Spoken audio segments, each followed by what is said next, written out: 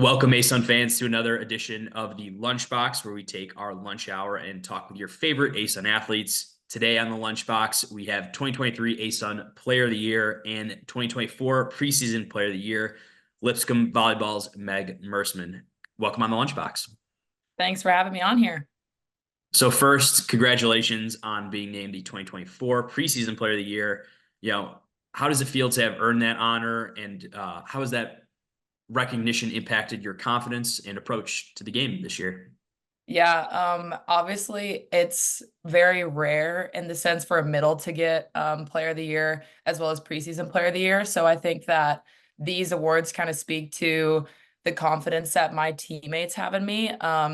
If you watch like our games, you usually don't see middles being set from 10, 15 feet off the net, but the confidence that my setter has in me to jack the ball back, or just set me from anywhere on the court just kind of speak to what we do in practice and the confidence that we instill in each other, which is really cool. So without like her having confidence in her ability, then I probably wouldn't have my confidence. But the way that it's just built up over the past year has been really cool to like watch it develop.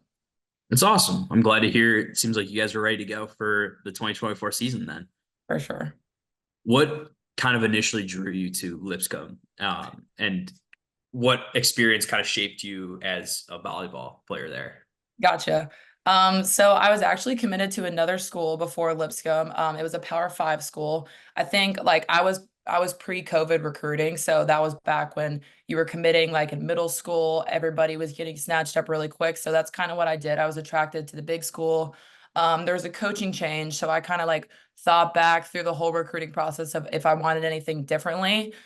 So I kind of still remain like verbally committed to the school, but I went back through the recruiting process just to kind of look at my other options. And by that point, all the positions that were asking of me had been filled just because everybody did recruit really early.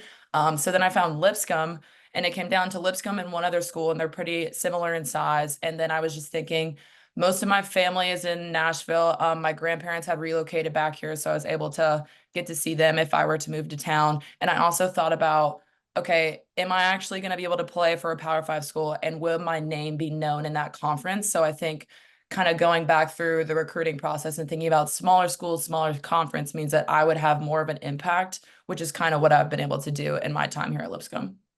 Absolutely, definitely a huge impact on the Atlantic Sun, and it's awesome to watch you the last couple of years. Also, too, great point. Being around family is always worth it. Yeah. Yeah. I Um, grew up in Middle Tennessee, and then my family moved to East Tennessee when I was in like middle school. So kind of be able to come back here. My grandparents are here, some of my aunts and uncles, most of my childhood friends are here, which is really cool. that's awesome. That's great to hear. Um, this question, you could absolutely say there hasn't been much change to me, but your ASUN Player of the Year last year. What would you like? Where have you grown in the past year? Like, is Yeah. there anything in your game that you've improved in the last year? Honestly, I would have to take it more of like a mental side. So, Mhm. I finished my junior year out with a season-ending injury. I had to get ankle surgery, which turned into my second surgery in less than, or yeah, my second surgery in less than a year. So I was kind of like, all right, this is my second spring on the sideline. Like, what do I want to do differently? What impact am I going to have on my teammates? And so it kind of turned into my fall was, okay, I have literally nothing to fear because it can all be taken away from me within a second. So that's kind of the mindset that I had going into last fall. And it was also, okay, the Lord has given me so many things moving forward. How can I like take whatever it is and like let people see the Lord through me on the court as well as my teammates? So that's kind of just like it was all mental for me last year. Like the amount of confidence my teammates and my especially my head coach has like instilled in me and reminding me like I have the power to completely take over a game if I want to. So I was kind of like, why would I not want to do that every time? So that's kind of like the standard that I have set for myself and for the rest of my team is if we have the power to take over matches like at any point in time, like from the get-go, like why would we not do that? So that's kind of going to be snowballing into this year as well. That's awesome. Can't wait to see it on the court. Um, Speaking of, let's switch gears a little bit, talk a little bit outside of the court. How do you kind of stay connected with your teammates outside of practice and games? Yeah, I think it really speaks to our team chemistry to see that like we quite literally never get tired of each other. we're always together. Like we're always eating dinner at the calf. Like we do so many things in the summer together. Everybody got to come to my lake house this summer. We do just literally everything together, which you don't really expect. Like I feel like a lot of bigger schools, you have it's more cliquey, but everybody just kind of belongs on our team, which is really cool to see. And like the way that the relationships develop throughout your 4 years, like it all comes down to this one guy thinking that these other 15 girls would become my best friends, which has just been awesome to see. Like you're essentially just find your bridesmaids when you play college sports, which is really cool. That's awesome. It's so interesting to me. You could tell like when teams are so connected on the court Yeah, and it, because of those moments right. Right. and with each other outside of the game. So it's awesome to hear. You guys have a big invitational coming up this weekend, including a match against number 17 Arizona State. How do you kind of prepare for those like longer weekends and then specifically like a big game like that game in the Right. middle of invitational? Yeah. For speaking on the longer weekends, something that we always hear from our coaches is it's okay to be selfish. Like, yes, I have a lot of family coming into town, boyfriends coming to town, all that stuff, but it's okay to be like, hey, I need to get sleep. Hey, I need to go to treatment. Hey, I can't do dinner with you guys tonight, but we can do breakfast tomorrow, whatever. So kind of just like being selfish with your time and knowing when to go to bed. It's okay to get treatment for however long you need to. We have a great athletic trainer who's always got our backs. And then just kind of we're always looking at the current game. Like we can't, so we play Cal Baptist Friday. We can't be playing Cal Baptist on Friday, thinking about what we're going to do for Arizona State on Saturday. So we have to remind ourselves to kind of stay present in that moment. And then when it comes to the bigger schools, essentially, because I think we play 4 top 20 teams, which we're always super big on really hard preseason schedules just for RPI sake and like how much better can we be. The big games is kind of like, okay, these girls might be 6'5", or we're like technically we're undersized. So if how can we play up to their game? Like, are we taking swings like a 6'5" player would be? Just kind of challenging them as well as challenging ourselves of if they're bigger than us, how much bigger can we play, if that makes sense. Makes tons of sense. And I Yeah. think too, you make a great point. Like, and why I think those invitationals are just like so interesting is like, it's truly, you got to take it one game at a time. Yeah. And we have those difficult middle games. It's hard not to overlook, but that's the most important part of it. It's not, Yeah. not overlooking anybody. Yeah. Um, looking ahead to this year, like, how do you kind of want to finish off your volleyball career at Lipscomb? This being Yeah. your final year, correct? You don't have another year of eligibility. I'm done. Yeah, I'm done after December. So how do you kind of want to like finish out your career at Lipscomb?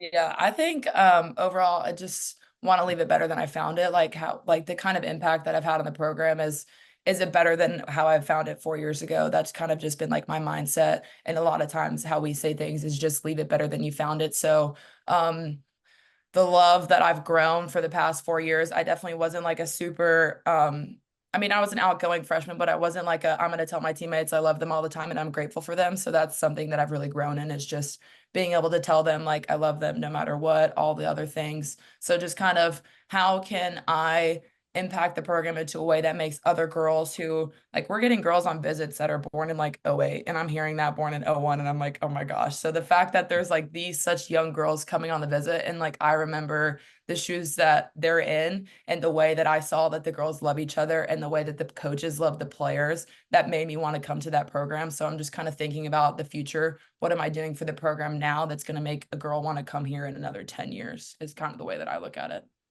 It's amazing. You've already for sure left a big legacy at Lipscomb. So that's awesome. Awesome to hear.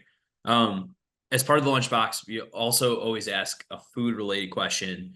And I'm mixing this up from some past lunchboxes this year. What's your favorite post game meal? Like specifically after a win, like you win, where do you go and you go eat? If we're getting post-game meal, I love like Noodles and Company just because it's really simple. Or we have a really good spot here called Baja Burrito, which we just kind of it's waiting for us at our fueling station. We'll make like a huge thing of nachos essentially. If I'm going somewhere with my family, it's kind of hard because it depends on how long our games go, and you'd be surprised at the restaurants that actually don't stay out open late on Right. Fridays, Saturdays. So usually one that's open is Bar Taco on 12 South, which is really good tacos. You got to have a couple of them because they're really small, but their tacos and guacamole are fire. So probably that. That's awesome. That's awesome. I think Mexican food post win is Oh that's a yeah. great way to Sure. go. Um, what is one game or moment in your career that stands out to you as especially memorable? Yeah, okay. Let's say, so this past year we were at the ASUN tournament. We're playing North Florida in the semifinals. I think we were it's the fourth set. We're down 2-1. I think we were down 0-9 in the fourth set, and coach calls a timeout. I really don't like the coaches are talking in front of us and we're sitting on the bench, like waiting for somebody to say something. I don't entirely remember what I said, but I know that if you can listen to like the ESPN broadcasters are kind of like right next to the bench and you can just hear me screaming in the in the fourth set and like probably say some expletives, but I was so like pumped up for my own team because I knew that we could beat them and we've always kind of had like a rival. So I knew that we could be the better team and that we should be the one that comes out on top. So just kind of like that moment, I feel like my coach speaks to it a lot. It's kind of like where my career flipped in the sense of I know that I can be this leader and that's something that's going to be required of me anytime, even when I don't want to be that person. So it's probably just like 90 seconds of me like reminding us who we are and who we need to be in this moment, wanting to be that person that wants the ball. And then we go back out there and won the game in 5. Yeah, So that was a great moment. I remember that myself as well. That tournament was great. You guys were an awesome team last year too. So excited to see the tournament this year and how you guys come out of the gate as well. I also noticed too on your team bio, it says Hocus Pocus is your favorite movie. Is that still the case? And why is that your favorite movie? I was actually terrified of Hocus Pocus when I was a kid. I had a VHS player in my room, and my mom would wake me up in the morning by putting in movies. And one morning, it was Hocus Pocus, and it was the scene where the zombie's head gets cut off by a branch. So I like was terrified of it. And then I just started to watch it more and more growing up, and it became my favorite movie. We have so at Lipscomb we have what's called the Ideal Program, which is kind of like a way for kids with special needs to get the college experience. I've been an Ideal peer mentor for a couple years. We have one student who was the first ever Ideal student who he kind of works in athletics now. His dad is in the Hall of Fame at Lipscomb. So his name's AT. He's always walking around campus and like his favorite movie is also Hocus Pocus. So I remember like when I first got to campus, his first thing he said to me was, I saw that your favorite movie is Hocus Pocus. So we talk about Hocus Pocus all the time now. I have a farm in East Tennessee and I have a cat named Binks. So I'm just a huge Hocus Pocus lover for sure. That's awesome. It's a great movie, and it's I've awesome. already got my Halloween decorations set up, so I just love Halloween in general. That's awesome, and it's awesome to hear your peer mentor as well. It's amazing. Um, Rounding out this interview on the lunchbox here, we play a game called Red Flag, Green Flag. I'm gonna give you 3 prompts, and you're gonna have to tell me if it's a red flag, obviously, meaning something bad that you wouldn't do, Right. or if it's a green flag, meaning if it's a good thing that you would do. Um, are you ready? Ready. All right.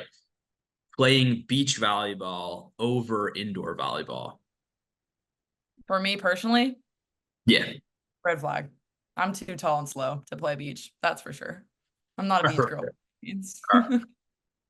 I like it. Low socks over high socks. Oh, red flag. I really want us to wear knee highs, but nobody else on my team does. Like we wear knee highs all the time in club, and I just love the way they look. So I'm a knee high person all the way. All right. I like to hear it. That's awesome. Yelling after scoring a point. Oh, 100% green flag. You have to. It's just the way of the game. You have to all the time. Love it. Got to show some emotion on the court. For sure. Well, thank you, Meg, for coming on the lunchbox. We really appreciate having you. And best of luck this weekend and best of luck with the season at Lipscomb. Thank you very much. Thank you for having me.